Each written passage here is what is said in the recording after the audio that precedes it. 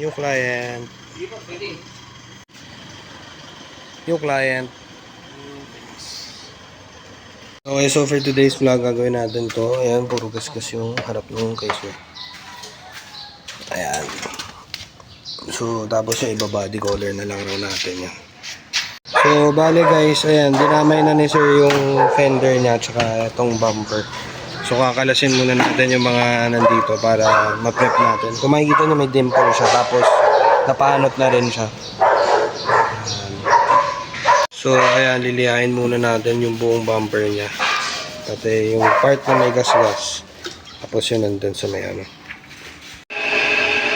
So, ayan, nalihan na natin. Tapos, napukpok na natin ito ng konti. Ayan.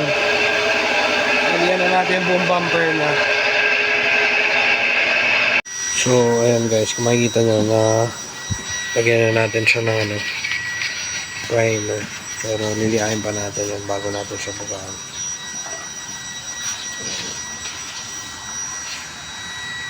So, okay guys, ayan, napondohan na natin itong fender tsaka bumper. So, mamaya pwede na natin itong mabukaan totally para masarado na natin ito. So, wala na yung mga gasgas na ayan. Tapos wala na rin yung dimple niya dito. So ayun guys, sa mga nagtatanong, ang shop location natin is nandito lang tayo malapit sa SM Nova Liches, Banitech Auto Restoration yung Facebook page natin, and quality materials lang po yung ginagamit natin. Hindi tayo gumagamit ng mga substandard materials or China products. So okay guys, ayan, natapos na natin to ngayon. So sa susunod na lang natin ikakabit yung pinaka ano niya, parang cladding niya. Pero wala na yung lubog niya dyan.